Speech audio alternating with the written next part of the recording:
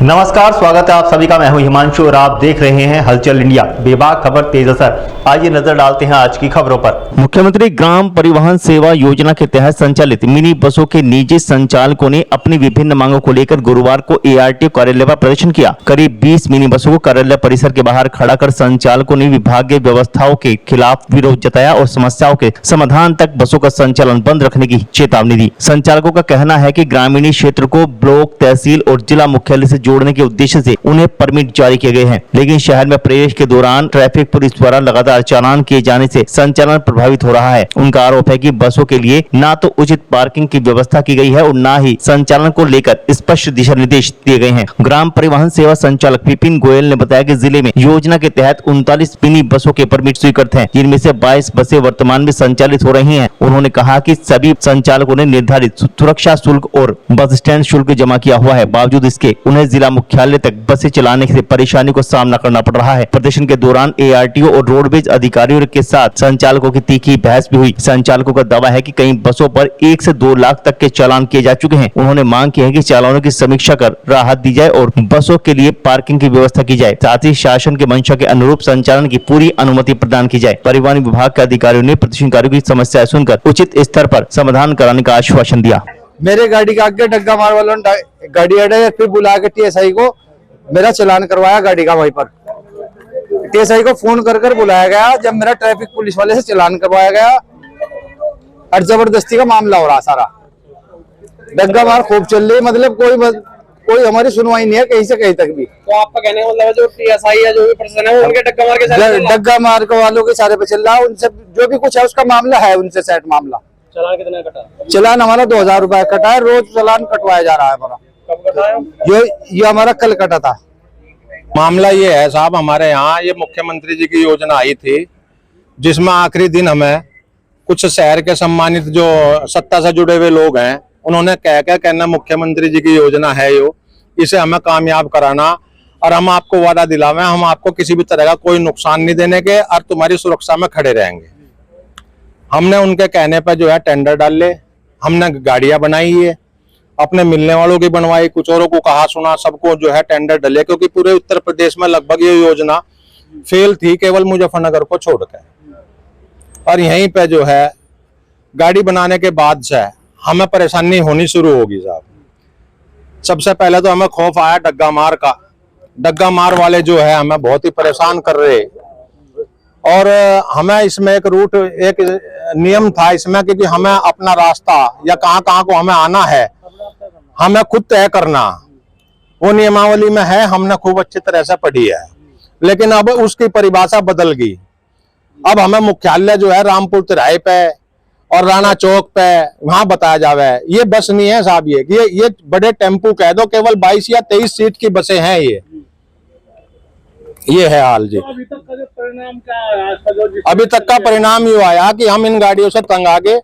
हमें जो है दुनिया भर के हमने चालान देख लिए, सब जो है हमारी तरफ को जो है बहुत तेज नजर से देखा। कोई भी अधिकारी हो, हम बहुत परेशान है साहब। केवल डीएम साहब ने हमें 1-2 दफा आश्वासन दिया, लेकिन नीचे तक आने में वो उसका रिजल्ट नहीं आ पाता। फिर हम शर्म की वजह से डीएम साहब के पास हमने जाना बंद कर दिया। मुख्यमंत्री का सपना है यह मुख्यमंत्री का सपना है जो आप सबके आंखों के सामने चूर चूर हो रहा है। आपने कहा चालान काटे जा रहे हैं। चालान लगभग 2 लाख रुपए के चालान इन 15-20 गाड़ियों के जो हैं वो कट चुके। बाकी जो वेटिंग में थी, हमारे हालात देख के उन्होंने बुकिंग, अपनी जो बसें आनी थी वो उन्होंने अपनी बुकिंग कैंसिल करा दी। हाँ जी, सितम नहीं साहब, डग्गा मार जिधर इशारा कर दे उधर को हमारी गाड़ी चलेगी। तो डग्गा मार तय कर रहे कि आप डग्गा मार तय कर रहे, प्रशासन तय नहीं कर रहा कि हमें करना क्या है। डग्गा मार ने जो तय कर दिया वो फाइनल है, पत्थर की लकीर बन गया वो जी। हथियारों से लैस हैं वे, शराब के नशे में रहे हैं, गुंडे उनके साथ हैं। हमारा अकेला ड्राइवर उसका सामना नहीं कर पा रहा। मारपीट भी हुई थी? हाँ, मारपीट कोई नहीं हुई। अगर हमने उन्हें नुकाबा तुम्हें क्या परेशानी है, तो पुलिस ने आके हमारे पे 151 या 107-16 इस तरह की धारा लगा के और हमें नोटिस वोटिस भेज दिया। मैं अब यहाँ पर क्या बात हुई अधिकारी से? अधिकारियों से हमारी कोई संतुष्ट बात नहीं हो पा रही। सब एक दूसरे पर टाल रहे। क्या स्थिति बनी हुई है यार? स्थिति आपके सामने साहब, अब हमारे से क्या पूछो। कौन आदमी अपना पैसे लगाकर 25-25, 30-30 लाख रुपए खर्च करके अपने सपनों को जो जिनने बनाया था वो आरटीओ ऑफिस पे लाके जो है चाबी मुख्यमंत्री को देने के, हम यहाँ केवल किसी का विरोध करने नहीं आए, हम ये चाबी केवल मुख्यमंत्री जी को सौंपना है। और यहाँ के प्रशासन से भी हमें यही है कि हमारी चाबी जो है मुख्यमंत्री साहब के पास पहुंचा दिया जाए, क्योंकि हमारे पास इतने पैसे भी नहीं है कि हम वहां सारी गाड़ियों को सीएनजी फूक के मुख्यमंत्री जी के पास हम ये गाड़ी ले जावे, क्योंकि लगभग 650 किलोमीटर का सफर है। गाड़ी यहीं रहेगी? गाड़ी यहीं रहेगी साहब। ये और आ रही है गाड़ी, बाकी और आ रही गाड़ियां आ रही है। वो कहते हैं सबसे बात होगी, सबसे बात होगी। 3 बार जाऊँ उनके पास। कुछ नहीं हुआ, हमारे से केवल शुल्क के नोटिस आ गए। 1500 रुपए जमा करा दो, आपको बस स्टैंड में आने जाने के जो 1500 रुपए हैं, और बस स्टैंड में हमें आज तक कोई काउंटर किसी तरह का नहीं दिया गया। वो गेंद उसके पाले फेंकते हैं, वो उसके फेंकते हैं गेंद। जनपद में लगभग 39 बसें थी है, जिनमें से 20-22 बसें मेरे ख्याल से आई अभी। बाकी जो आनी थी वो उन्होंने अपनी बुकिंग कैंसिल करा दी साहब, हमारी हालत देख के। और सही करा उन्होंने, हम तो फंस रहे, नहीं वे भी फंस जाते हैं। ये परेशानी आ रही भैया जी, जो जैसा पुराना आवाज मारते हैं तो वही डग्गा मार वाहन वाले खड़े रहते हैं, वही सी गाड़ी गड़ोज गंदी गंदी गाड़ी देखते हैं कि अल्लाह का साले का आवाज मार के दिखाई बताऊंगे तुझे, तो हम आवाज दरिया ही मारते हैं डग्गा मार वाले। पुलिस को बताए तो कुछ होता ही नहीं हमारा। पुलिस वाले हमें उल्टा बोलते हैं, तो कह रहे ये भगा दिए ना, फिर आगे खड़े हो जा। ये तो जब से गाड़ी चली जब से हो रहा जी। क्यों नहीं कर पाती पुलिस कार्रवाई? भैया क्या बता, मैं पैसे ले रही इसलिए नहीं हो रहे भाई, महीने लेंगे तो कैसे करेंगे। चालान किस तरह के कटे जा रहे हैं? गाड़ी कहीं खड़ी हो जाओ, डग्गा मार खड़ी, वे सवारी बिठा रही, हम सवारी बिठा रहे, क्या लगा जी खड़ी देखो हटा नहीं रहा, तुरंत चलान कर देते हैं हमारी गाड़ी का, नो पार्किंग का। और डग्गा मार वालों को 1-2 झुट्टे धमकासी को ना भगा दे, उनका चलान नहीं होता। मुख्यमंत्री की योजना है ये फैल होती नजर आ रही है। बिल्कुल खत्म हो गई जी, ये डग्गा मार वाले चलन नहीं देंगे। क्या किसका हाथ है इसे खत्म करने में? प्रशासन। ठीक है, इनका कुछ रूट जो निर्धारित हुआ है उसको लेके अपनी कुछ समस्याएं बताने आए हैं, चूंकि उसके नोडल अधिकारी जो है और सचिव उस समिति के ARM साहब हैं, तो उनको मैंने अभी फोन भी किया है कि भाई इनकी समस्या को जो भी उदारता पूर्वक सुन लिया जाए, और उन्होंने कहा है कि उनसे जो भी उनकी समस्या है उसको लिख के ले लिया जाए। वो आ भी रहे हैं और बाकी का उस पर विचार करेंगे। सबसे बड़ी जो समस्या है वो डग्गा मारी वाहनों की बताइए। फोटोज भी कुछ दिखाए गए, डग्गा मारे वाहन इनके बाहर नहीं चलने देते। जो इन्होंने समस्या बताई है उस पर लगातार यातायात पुलिस भी कार्रवाई कर रही है, परिवहन विभाग भी कर रहा है, और जो समस्या इन्होंने बताई है उस पर भी आगे और उस हिसाब से कार्रवाई की जाती रहेगी।